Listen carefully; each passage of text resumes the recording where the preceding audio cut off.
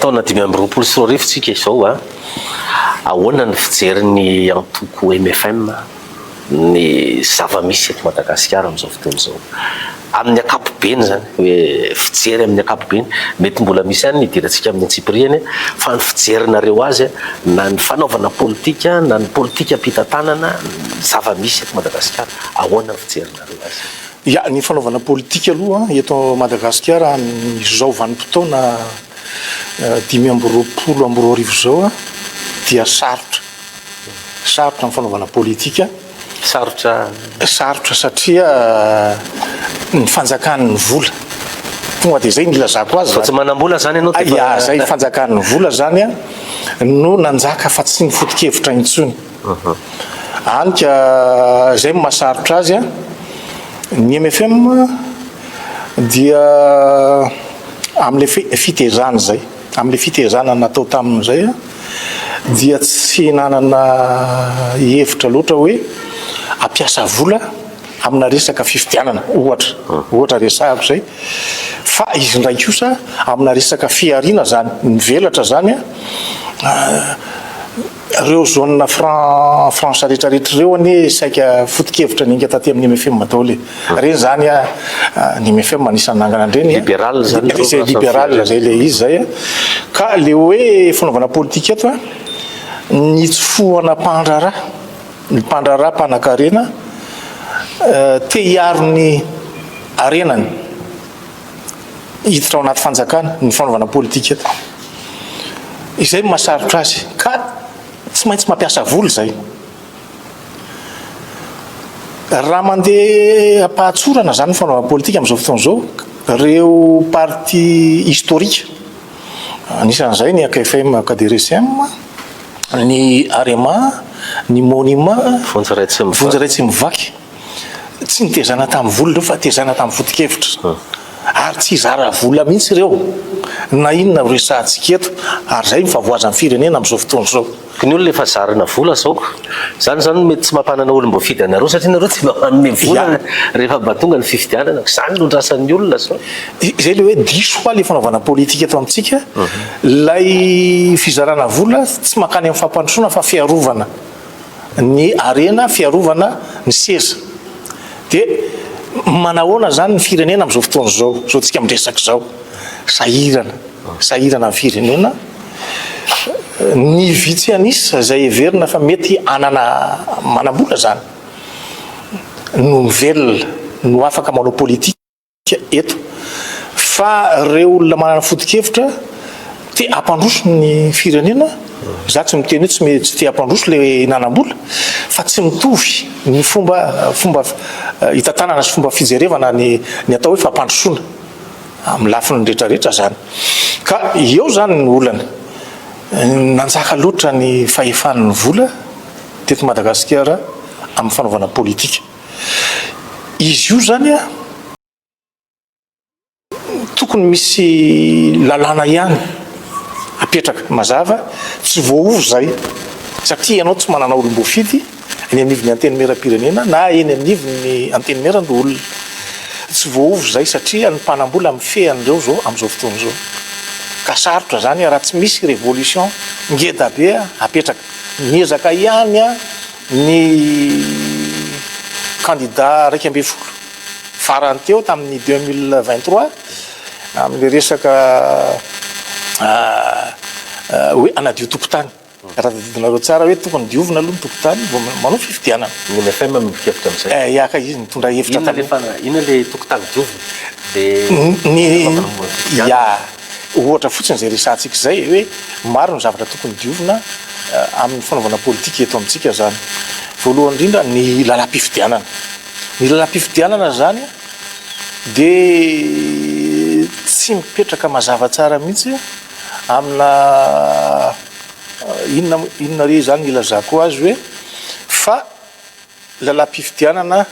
natao hiarovana ny tombotsoan'izay mahazo fanjakana le lalam-pifidianana tsy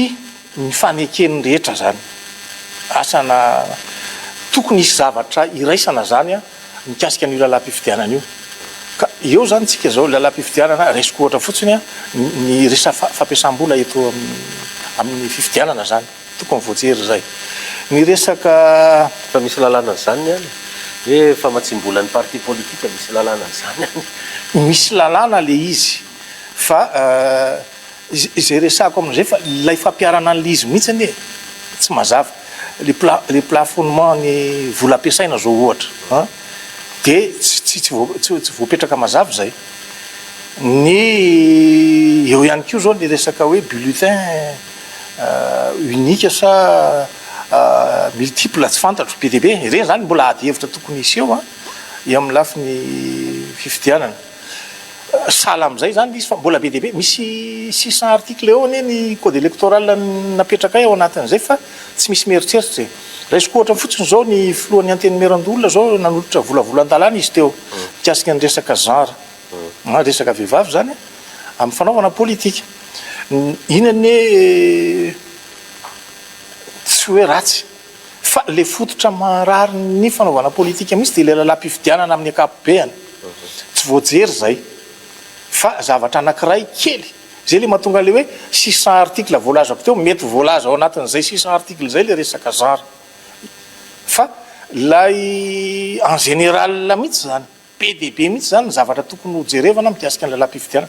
tsy valapatra amin'izay tsika fa tokony ho sujet anankiray mihitsy ny resaka lalam-pifidianana zany mikasika an'izy sahala amin'izay ny fanaovana politika eto amintsika zany mbola ny fanjakan'ny vola no manjaka ary zay mifahasahirana ny olona amin'izao fotoan'izao satria zay be vola le tolotolotra madinidinika amina fifidianana reny zany satria sahiran'ny olona natao zay ampahantrany olona ahafahana mamme azy dia rehefa voatolotra ohatran'iny moa zany dikan'izay misy takalony zay ianareo nytoky MFM veloha resy lahatra fa mahantra Madagasikara mahantra mivoaka malagasy misy mahita mantsy hoe miadana ny malagasy mandroso Madagasikara ny fahitanareo toky MFM azy ny statistika navoakan'ny banque mondiale sy ny FMI anie dia efa manambara mihitsy fa mbola misy tsy manan-kany zany lizy sahirantsika fa tsy tokony ho afenina zany sahirana ny malagasy mahantra ny malagasy satria ambany $4 moa izy teo ny vola raisina isan'andro isan'olona zany kely dia kely tsy mahavita akory raha izy koa $4 izy zay raha tsy diso tsy sahirantsika ka asa zay fomba ilazana hoe manan-karentsika zany mety manan-karentsika amin'ny fananana sy ny arena misy eto Madagasikara zany fa tsy haintsika no mampiasa azy zay zany aloha sahirana ny malagasy tsy haintsika zany ny mampiasa ny arena misy eto amintsika io resaka jiro fotsiny dia efa mazava ho azy sy miteny ho azy hoe mahantra ny malagasy mahantra satria za raha fa mandeha ny jiro mandritry ny andro fiasana zany adiny enina eo zany no raha tambatra zany no mandeha ny jiro fa tsy haiko hoe aiza zany ilazan'ny olona na mpitondra fanjakana fa hoe manan-karentsika zany anjara ny manazava an'izay fa ny malagasy aloha dia hita hoe sahirana amin'izao fotoana zao tsy hiditra amin'ny atsipiriany fa amantoko politika anareo tokony manana vahaolana nareo amin'izany hoe inona mba vahaolana totry ny toky MFM zany mba ho fampandrosoana ny Madagasikara betsaka ny zavatra efa niresahana teto amin'ny firenena betsaka ny zavatra niresahana mikasika ny vahaolana voalohany aloha dia niresaka zay hoe ny fifidianana mba isina fitoniana stabilité politika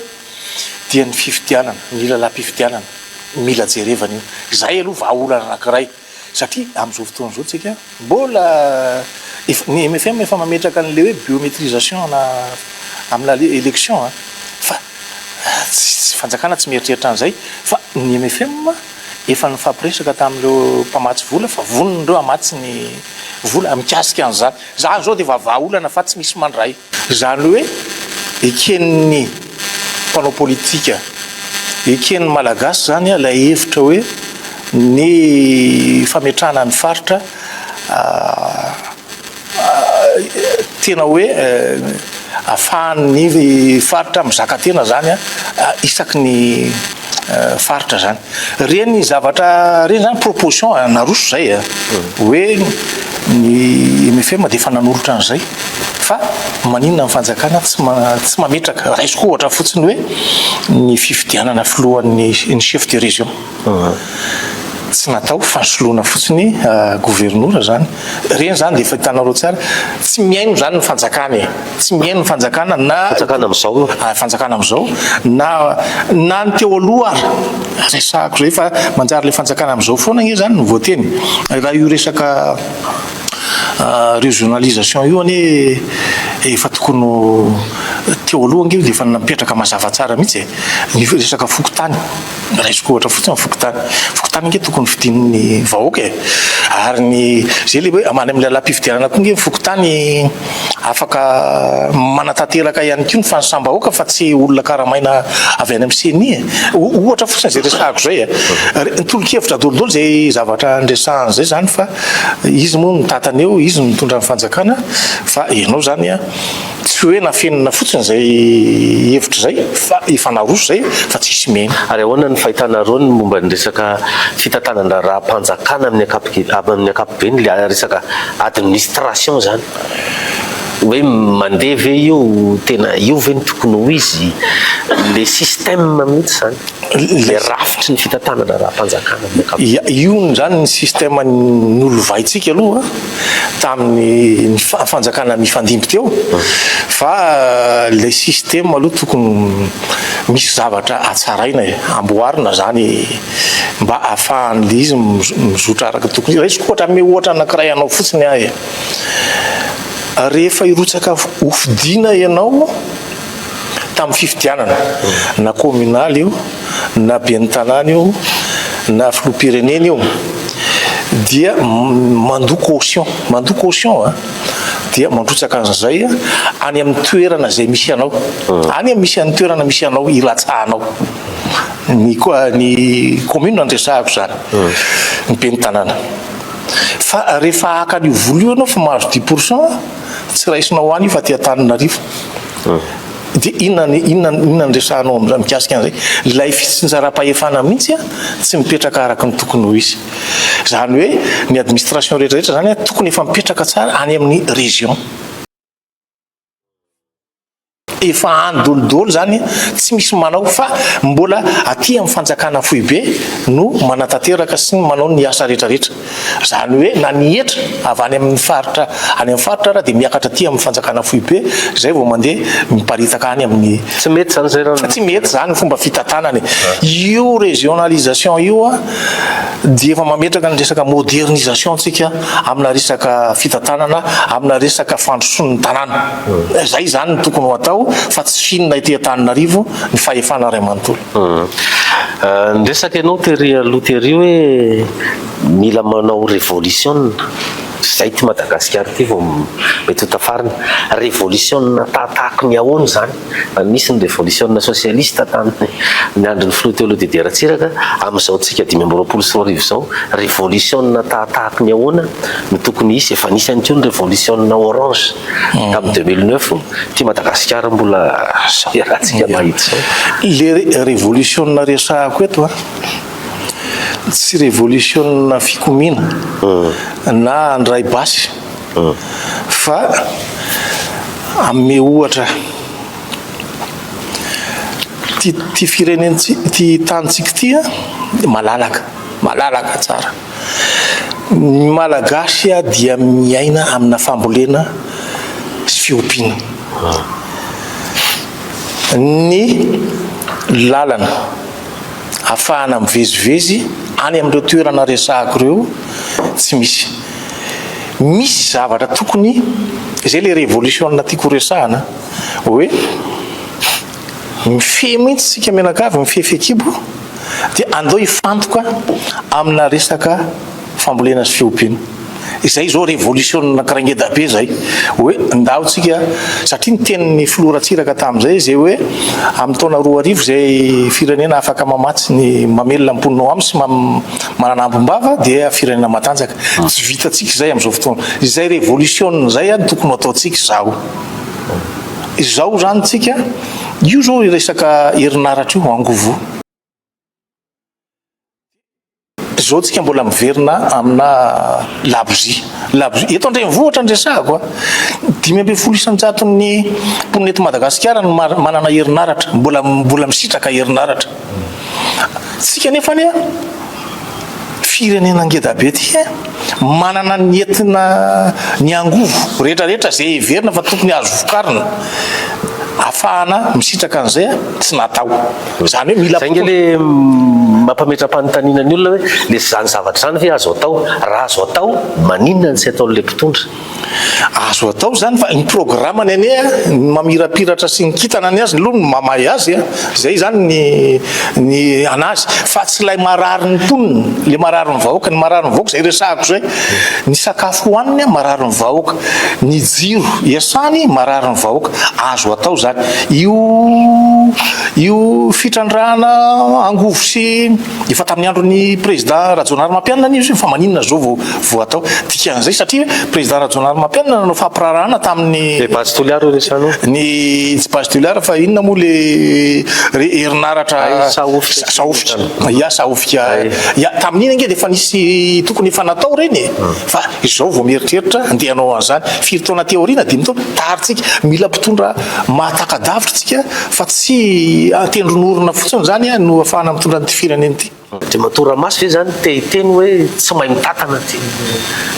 mpitondra fanjakana am'izao ty satria misy zavatra azo atao amahany olana ny vahoaka nefa tsy tanterahany zany ia le hoe tsy mahay mitatana izay no iveriny fa mety aloha ny fanaovana politika mantsy de zao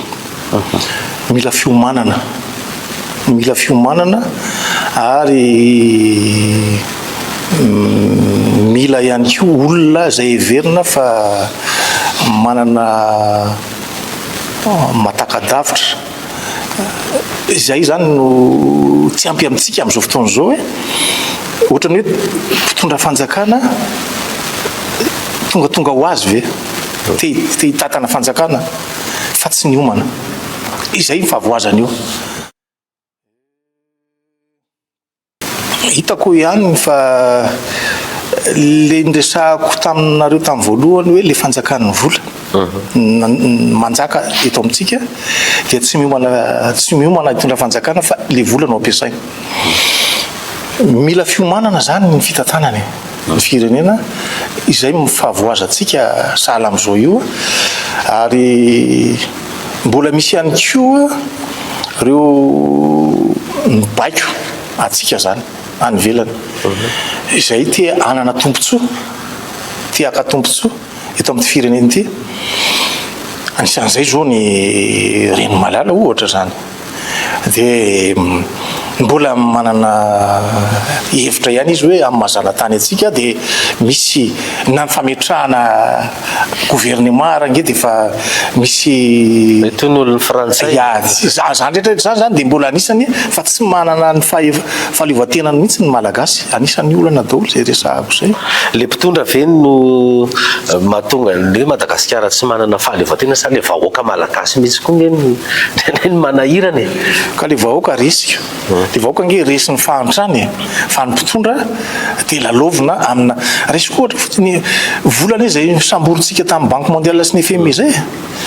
nefany resiko ohatra fotsiny zao mamitaka ny mpitondra satria zao ozy izy ny mpitondra hoe isika zao tsy sambola ntsony fa isika indray no apindrana de ahoana moa zany ny fomba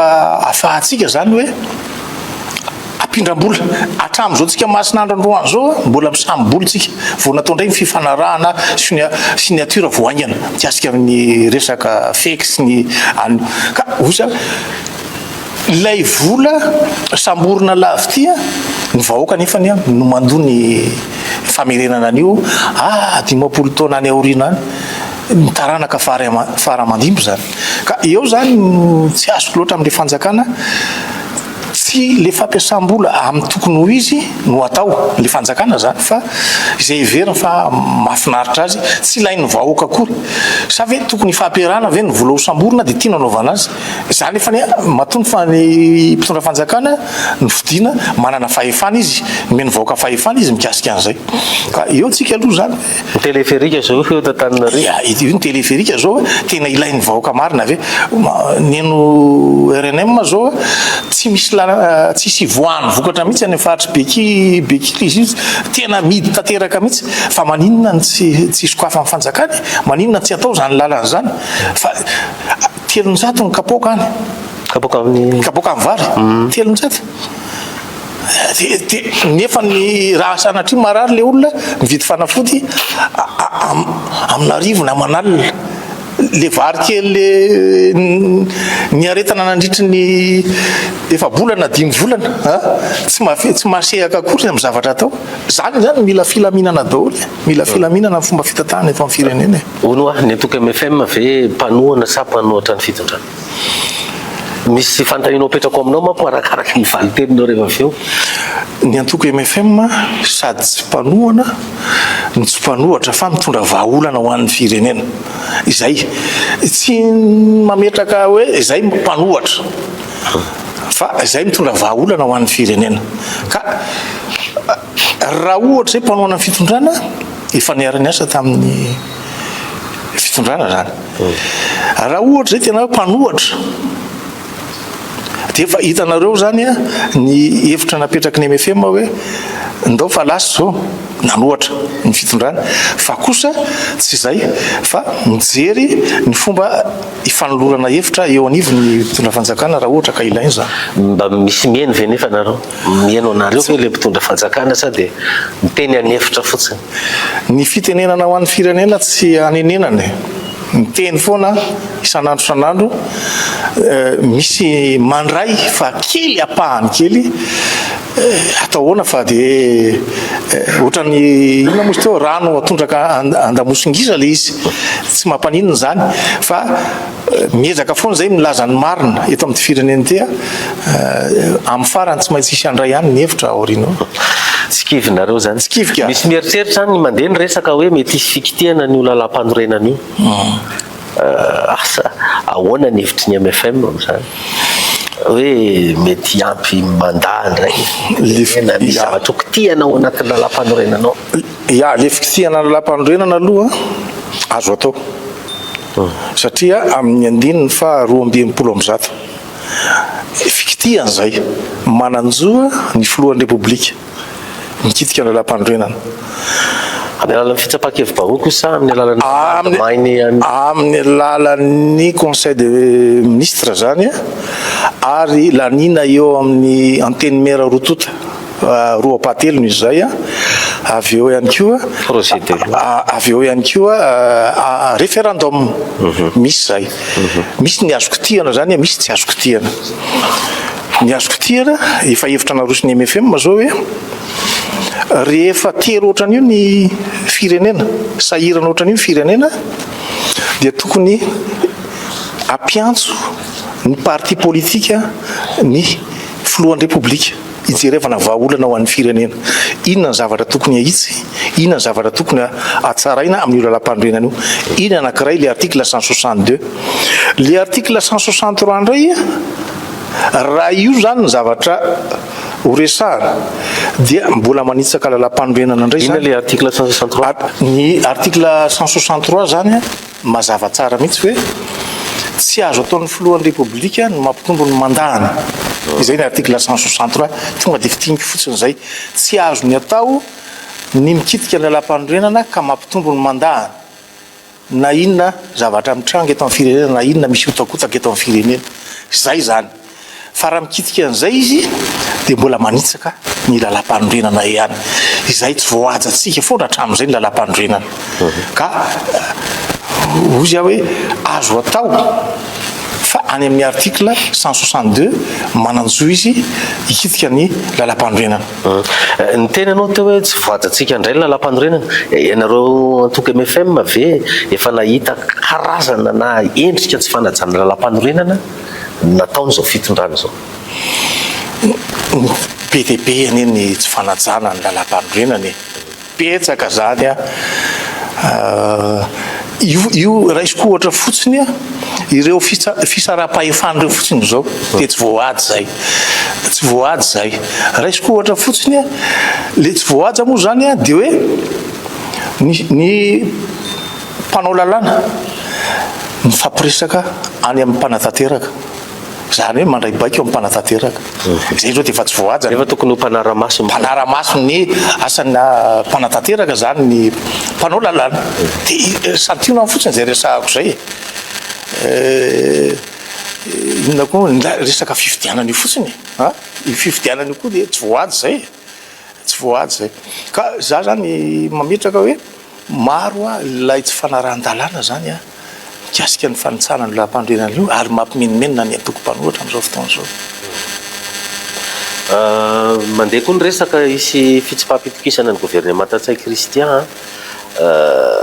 ahoana ny fandikanareo an'izay mitombona ve zany tokony isy ve zany ny fomba fijerevanay azy aloha zany misy ady miseho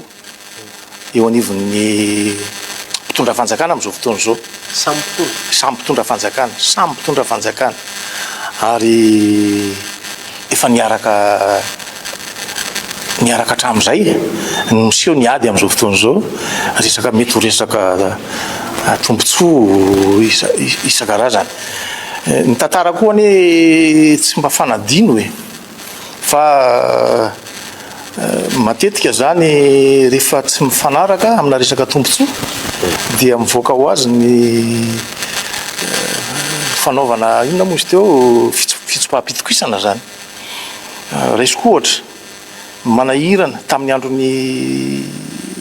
3e république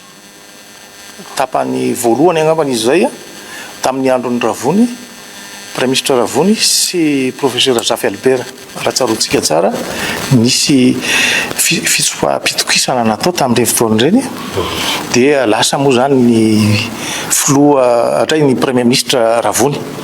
fa taorianan'izay ihany koa dia nisy ihany koa motion d'empêchement zany mikasika ny filoham-pirenena dia ny lasa iny ihany koa ny filoham-pirenena izay koa ny zavatra hitranga amin'izao fijerevanay azy zao satria ny ao anatin'ny lapa mihitsy izay manana maronisa miketrika an'io fitsopaham-pitokisana io dia ho hitantsika eo moa zany ny fandehany mikasika an'izay satria za mino fa tsy tongatonga ho azy zay fisehon'izay fa misy ny te an'olo satria mety hoe olony Ravatomanga mamin'irena Ravatomanga ny premier ministre mety te an'olo ny président de république an'olo premier ministre vaovao fa misy ny fifandonana amin'izy mirala dia samy mampiasa an'izay fahaizany eo ampiasan'ny volany daholo reo ao anatin'izay rehetrarehetra zay le ndresahako hoe fahefan'ny volany manjaka zany eto amintsika dia ho hita eo ny toeny ho tratrany ve zay sa tsy ho tratrany dia samy manaraka tsika samy manara-baovao tsika amin'izao fotoana efa nresaka an'izay ihany ianao misy an'le révélation maromaro ataon'le hoe colonel Patrick any amin'ny tambazotra serasera any ahoana ny fahitanao an'ireny mba misy azo raisina ihany sa cinéma izy aloha zany matoa mafimafy ohatran'ireny fa neho-kevitra za mino fa mafimafy ihany zay cinéma ny fijerevako azy tena izy tena izy io dia satria raha ny fahitana azy matsy dia mamely mafy ny mpandraraha Ravatomanga izy ary ohatrany hoe misy fiarovana ny filoham-pirenena anatin'le zavatra izay ny zava-misy hoe ny mpandraraha Ravatomanga io asiny mafy io ary tena azainy hatramin'ny farany mihitsy misy mampanova izy sa tsy misy mampanova anatin'izay fijerevako azy dia rehefa samy manara-baovao ihany tsika ny filoham-pirenena nge fa niteny teo hoe avoay ny andefo mandriny dia navoaka misy antony zany misy ifandraisana zany zay zavatra resaka ary ny filoham-pirenena no namoaka voalohany efa tsy eto-tsony izy efa nivelona. Ka zay le ataoko hoe efa misy ady ao anatiny eo samy manaraka tsika lasa ady la politika. Ny zava-misy eto amin'ny firenena aloha dia lasa ady la politika e. Na dia miteny ara ny filoham-pirenena hoe ajanony ihany ny ady la politika fa aloha ifantoka amin'ny fampandrosoantsika ajanony ihany nefany ny ady la politika ao anatin'ny fanjakana izy samy anaty fanjakana mametraka ny ady la politika misy crise zany misy crise politika eto amin'ny firenena ary tsy maintsy vahany zay raha ho any amin'ny fampandrosoana ny resahantsika le fampandrosoana nge tsy vitana zavatra mamirapiratra fa le fiainana inona mozy teo fiainana amin'ny akapobean'ny vahoaka malagasy mihitsy no tsy maintsy hojerevana ka izy ao anatina fanjakana no mametraka ady ao anaty fanjakana ka misy crise politika zany eto tsy maintsy vahany zay. Inona no amana azy? Ny amahana an'izay dia tsy maintsy mifampiresaka foana zany ny mpanao politika izay aloha ny tsy maintsy atao satria raha vao tsy mifampiresaka ny mpanao politika inona le mpanao politika mifampiresaka raha ny mifanoherana zao ny resahanao dia hoe mila mialy ireo zay ny mifanoherana zao. Ny fitondrana andamindamina hoe aloha tsika ifampiresaka ihany dia anao remaniement fotsiny ohatran'izay zany ny mety hoe andaminana azy fa raha ho an'ny MFM manokana aloha zany dia mametraka mihitsy hoe tsy maintsy eo ambony latabatra ihany no amahana ny olana eto amin'ny firenena izay zany nylay izay tsika vao miditra amina resaka hoe gouvernement inona izay tsika vao mametraka an'izay fa tsy maintsy eo ambony latabatra ihany raha zao zavatra mitrango zao fa raha ndrivotra mitsoka aloha asana mafimafy ny fitsokan'izy io mety hisy zavatra hafa mihitsy ny fisehoany ao anatin'izao situation misy eto amin'ny firenena zao anisan'ny nambarany ao amin'ny fitondram-panjakana enina filoham-pirenena zany teny hoe ity fitondram-panjakana ity dia tsy manadino ary nisa manao zava-dehibe ny sosialim-bahoaka be dia be ny fizarana tosika fameno sinsisa vahaolana verena aminareo le izy nge ny vahaolana tsy zany ny vahaolana ho an'ny vahoaka hoe tosy reny zany fanampiana mandalo fa le ho an'ny maharitra mihitsy tsy vahaolana le fandresahako teo ihany le hoe raha resaka fambolena no heverintsika fa tokony atao lahara-pahamehana dia tokony mifantoka amin'izay tsika aloha zany zao ny vahaolana ny fampianarana miena ny zaza miditra an-tsekoly amin'izao fotoana zao mialan-daharana petsaka loatra satria inona ny antony na sakafo hoaniny na ny vola hoentina ampianarana andreo ankizy ireo tsy misy tokotaniny mihitsy dia zany ny zavatra resahako zay zany dia any le fanjakana ka amina resaka tolotolotra sisa no hitazomana ny fitondrana zany amin'izao fotoana zao hoe tiany vary aloha tsy mahavita taona fa tsy haiko hoe herinandro ve dia vita le vary ray gony iny sa ny sasany ara eo ihany dia efa amidiny le vary dia tsy fantatro hoe amin'izay inona ny lazan'ny fanjakana amin'izay zavatra izay ve ny tena fampandrosoana ataontsika eto. Farany miresantsika momba ny base toliary io amin'izao fotoana izao satria ifandroritana be ny fanazavana cahier des charges tsy mazava ny eo amin'ny fitondram-panjakana miaro fatratra ny hoe tokony atao i base toliary io hitondrana fampandrosoana ny aty amin'ny fanoherana milaza fa hajanony base toliary io fa tsy asoan'ny malagasy ny hevitry ny antoka MFM manokana ny hevitry Andriamamporomasy momba ny base toliara zay azo atao hoe minéraux stratégique moa zany no trandrahanao. Tamin'ny andron'ny président Rajaonarimampianina ny fa nisy fanoherana izy io hoe ajanony io aloha fa miteraka olana ho an'ny malagasy amin'ny resaka fahasalamana tsy misy akory mesure d'accompagnement mba ahafahan'ny malagasy miaro ny tenany raha zay zany ny zavatra resahana hoe resaka fahasalamana tsy ao anatin'le izy. Iza moa miteny an'izay tamin'izany fotoana zany, tsy ireo fanjakana miteny amin'izao fotoana izao reo, satria izy nanohatra an'ireo. Dia izay natao hoe manahirana ny fanaovana politika eto amintsika, dia izy amin'izao fotoana izao dia makasitraka indray ny base tuliara. Raha ny hevitry ny MFM manokana, tsy vitana fivoriana eny amin'ny arabe na eny Kalamanjana ny fandaminana ny base tuliara, ka feno vahoaka eo dia hoe manaiky ny base tuliara ny olona eto tuliara. Tsy vitan'izay fa tsy maintsy mifampidinika amina teknisianina maromaro anatanterahana an'izy io. Ndresaka ianao cahier de charge, tsy mazava amin'ny olona akory na ny commune na ny faritra eo amin'ny faritra misy azy ny vola miditra sy anasoavana ny faritra misy azy. Dia izany rehetrarehetra zany olana ho an'ny MFM zany, tsy misy afa-tsy mifampiresahana aloha antatabatra boribory. Mbola averiko ihany zay ny olona tsy manaiky ny base tuliara sy ny fanjakana teanao amboletra ny base tuliara. Reo zany aloha tsy maintsy mifampiresaka na ho atao io na tsy ho atao io. Dikan'izay mila mazava aloha ny resaka. Izay ny hevitry ny MFM, mila mazava ny resaka vao tokony taterahana io, fa tsy atao amboletra ohatran'io fa hiteraka olana amin'ny fitantanana eto amintsika sy ny fiarahamonina io. Farany mety mbola ovaova ve zany fanaovana politika eto Madagasikara zany, andeha tonga dia tsitsika hoe mbola ho avitra ihany mety Madagasikara ty Andriama Toramasy raha izao zava-misy zao. Ihany fanantenana aloha misy ary ho anay MFM dia tsy kivy zahay amin'ny zava-misy amin'izao fotoana izao, satria izay mahatsara an'le hoe na mpianatra manana école. Raha olona mpanao politika tsotra fotsiny zao dia efa kivy hoe tsisy fanantenana, fa be dia be ny zavatra atoa atsika ho an'ny tanindrazana eto, ahafahantsika mampandroso, ahafahantsika